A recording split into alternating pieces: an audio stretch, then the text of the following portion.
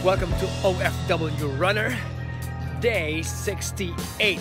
Yes, today is March 8, 2017, and this is my new day's resolution, wherein instead of thinking of a task to complete within the year, I am committing to complete a task or tasks to be completed every single day of the year. Yes, you heard me right. That's 365 days the whole 2017, and I'm taking a video of it so I can inspire even just one person to start a habit and make it a good one. Now we'll see you in an hour.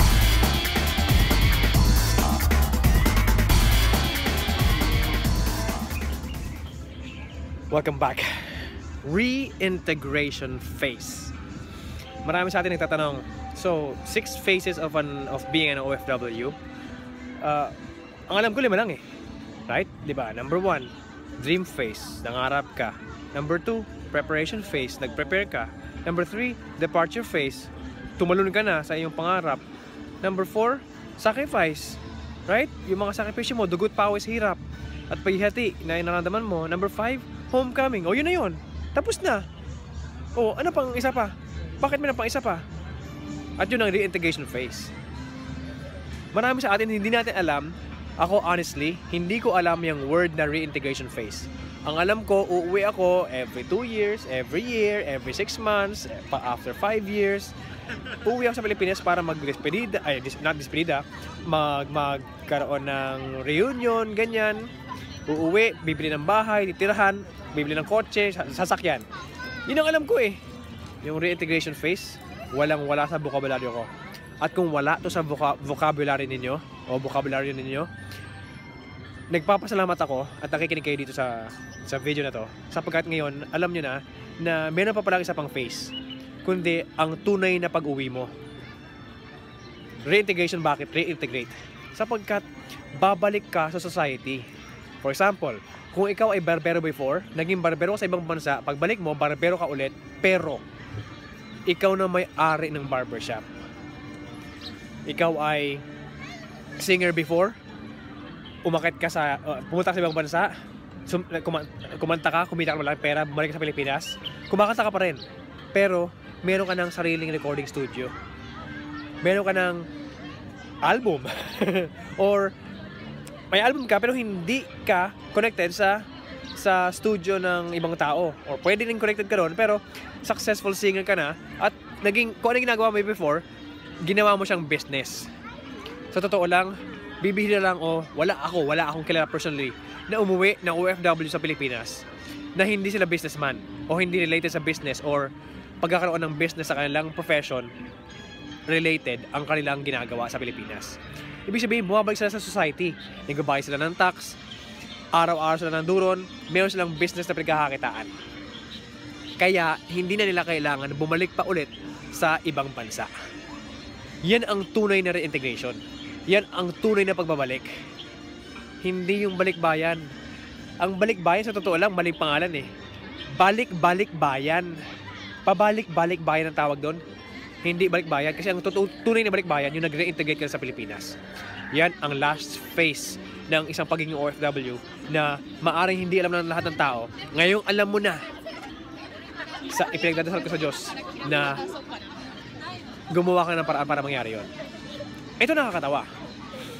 Yung first 4 phases na ginawa mo para makaalis ka sa ibang bansa, yun din ang kailangan mo. Na 4 phases na kailangan mo para mag-reintegrate ka sa Pilipinas. Number 1, dream phase, right? Pangarapin mo na nasa Pilipinas ka na at may kung ano mang ginagawa mo ngayon sa ibang bansa, engineer ka sa ibang bansa. Pag buwi mo sa Pilipinas, engineer ka pero ikaw may-ari ng kumpanya, ng engineering firm na pinagtatrabahuhan mo at ikaw may-ari. Right? Ikaw ay dancer, katulad ko. Nasa Pilipinas ka, pero pwedeng sumasayaw ka pa rin, pero meron kang business on the side. Or, yung mismong business mo ay yung pagsasayaw. Meron kang dance studio at meron kang ikaw na yung nagkumukuha ng mga dancers para magturo sa dance company mo. Right? Ganun. Pangarapin mo yon, ang laki ng chance na mangyari yon. Pangalawa, prepare for it. Right? Paghandaan mo yung pangarap na yon. Pangatlo, ito pinaka-importante sa lahat. Jump Depart from your previous life of an OFW and jump to the opportunity that you can actually make a business out of what you have done and nakaipong ka na or na-invest mo na yung pera mo at lumaki na ng konti at maipupunta mo na para sa business mo. And then, number 4, sacrifice. Ang walang hanggang sacrifice. Walang hangganan sapagkat ang business ay sacrifice. Pero, ang pinakamalaking pagkakaiba, nasa Pilipinas ka kasama mong pamilya mo. Hindi yung umiiyak ka gabi-gabi. Mas mahaba ang gabi kaysa sa araw ng sakripisyo sapagkat hindi mo kasama ang pamilya mo. O ang definition mo ng tahanan or ang home para sa'yo or life in your own terms. Ano ang life in your own terms? Magagawa mo lahat yan sa Pilipinas. Lalo na pag mayroon kang sariling business. Yan ang shortcut to retirement. Sa sinasabi ko, ewan ko ano nyo na to, a successful OFW is a retired OFW. And a retired young OFW ay mas maganda pa roon. Sinasabi ko ang lahat ng phases na to para maging aware tayo sa 6 pala ang phases. At kung kaya mong pumunta, kaya mong makaalis, kaya mong umalis, magagawa mo ng paraan para maumalis at maging OFW. Kaya mo rin bumalik. Pangarapin mo. Ito pa nakakatuwa eh. Gagawin ko to sa PAOS. Ang una kong tanong, ano na ang plano nyo para makauwi? Nakakatawa, hindi ka pa maalis sa mga taong OFW na gustong, aspiring OFWs na gusto palang umalis. Hindi pa kayo maalis, ang tanong ko na kung anong plano nyo para makabalik eh. Sapagkat kung naplano nyo umalis, kaya nyo maplanuhin bumalik. At kung magawa nyo maging OFW, kaya nyo rin maging retired OFW ng bata pa. O matanda pa, matanda na, walang problema. Ang importante, bumalik ka sa society ng Pilipinas. Nakatulong ka na sa Pilipinas, yun ang para sa akin, yun ang tunay na bayani. Hindi yung remittance mo. Ang tunay na bayani ay makapagbigay ka ng trabaho sa ibang tao na Pilipino sa Pilipinas. At ikaw ay nagbabayad ng tax sa Pilipinas.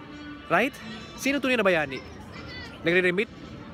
O yung may sariling kumpanya na nag-hire ng sariling mga Pilipino para sa Pilipinas? Think about it. Yun ang balak kong gawin. Pangarap ko ay makatulong sa lahat ng Pilipino na makauwi finally sa Pilipinas at mag-reintegrate. At alam ko, long term to eh. Alam ko na kapag kaya kong tumakbo, maglakad o mag-jog ngayong 365 days ngayong taon, alam kong kaya kong makapag-inspire ng maraming Pilipino mag-reintegrate din balang araw.